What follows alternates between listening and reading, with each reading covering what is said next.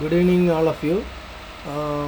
Today we are going to discuss about the remaining topics in fifth unit, start, starting with partitioning method in clustering.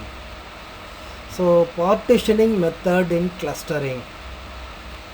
This partitioning clustering method classifies the information into multiple groups based on the characteristics and similarity of the data.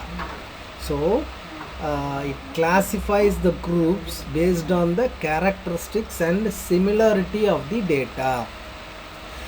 It's data analyst to specify the number of clusters that has to be generated for the clustering method. In the partitioning method, when database capital D that contains multiple capital N objects, then the partitioning method constructs user specified k number of partitions of the data, in which each partition represents a cluster and a particular region. There are many algorithms that come under partitioning method. Some of the popular ones are k-mean and PAM, Clara algorithm. Clara is called clustering large applications.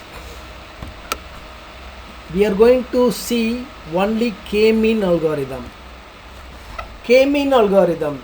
The k-means algorithm takes the input parameter k from the user and partitions the data set containing capital N objects into k clusters, so that a resulting similarity among the data objects inside the group is high, but the similarity of data objects with the data objects from outside the cluster is low. So when it is high, that is called when the data objects inside the group, that the group is called intra-cluster.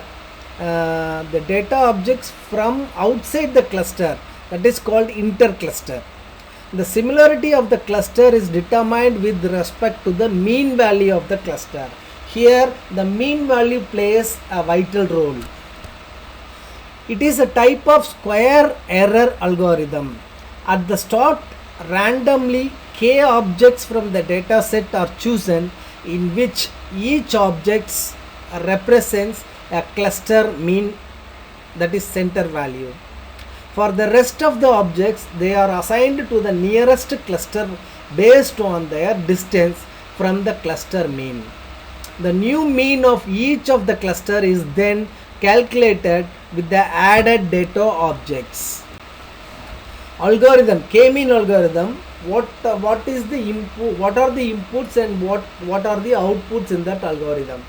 Input is k and d. What is k?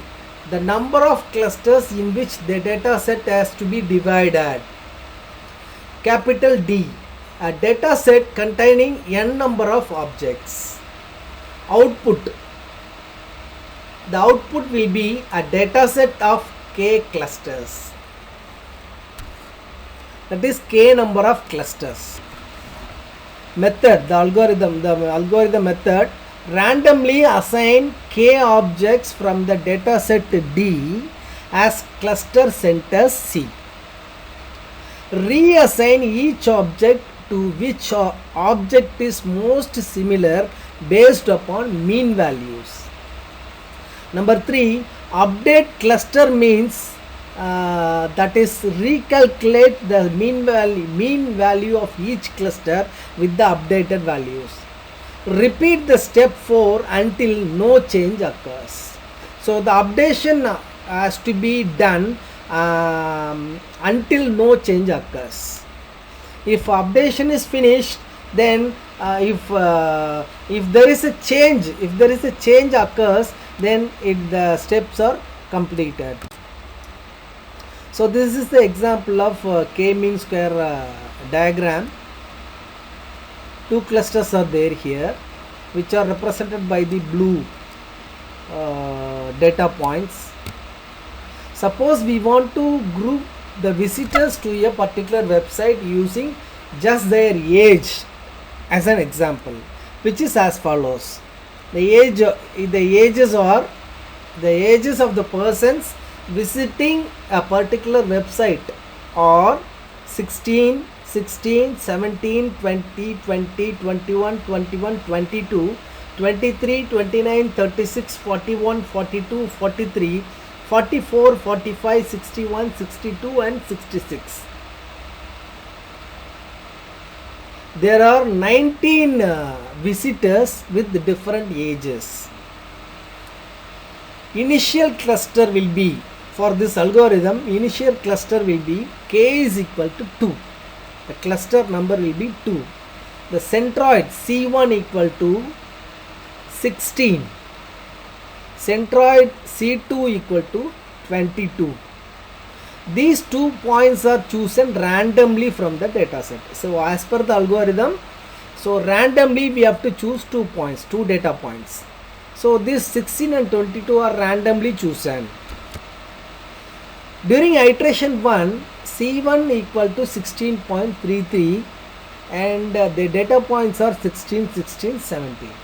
So how we are obtaining 16.33 is, we have to add these 3 data points 16, 16, 17 and there are 3 data points. So the summation will be divided by 3. So totally we will be getting 49 as a total. So 49 divided by 3, the value will be 16.33. So C1 will be 16.33 for the 3 data points. And C2 will be C2 centroid value will be 37.25, which is the mean value we have to calculate from the data 20, 20, 21, 21, 22, 23, 29, 36, 41, 42, 43, 44, 45, 61, 62 and 66. So this 16, 3, 6, 9, 12, 15, 16. These 16 values were added together and the total is divided by 16. So the value will be 37.25. That is assigned to C2. During the iteration 2, C1 is equal to 19.55. So 3, 6, 9. 9 data points are taken during iteration 2. So all the 9 values are added together and divided by 9. The average will be 19.55. That is the centroid value C1 during iteration 2. And for the C2, the remaining 10 values 29, 36, 41, 42, 43, 44, 45, 61, 62, 66. These 10 values were added together and divided by 10. We will be getting 46.90, which is assigned to C2. And during iteration 3, C1 equal to 20.50, as like we have done before. Here 3, 6, 9, 10. 10 data points are taken during iteration 3. So 10 values are added together and divided by 10. We will be getting the average 20.5, which is assigned to C1. And for C2 is 48.89 for the remaining 9 data points. During the iteration 4, again 10 data points are taken. So the same value 20.5 will be getting, and for C2 also the same value 48.89 will be getting. So there is no change between iteration 3 and iteration 4. So no change between iteration 3 and iteration 4. So we can stop the algorithm. Therefore we get the clusters 16 to 29 as the first cluster and 13 to 66 as the second cluster using the k-mean algorithm. So the next two topics in the 5th unit are clustering large databases and clustering with categorical attributes. So these are the two topics which are left out. So I would like to give these two topics as self study topics for you. You can search through the internet. So when I give the notes, so I'll be giving the notes for these two also, even though I am asking you to self study these two topics. So with this we are completing fifth unit. So we have completed the syllabus so far. Thank you very much.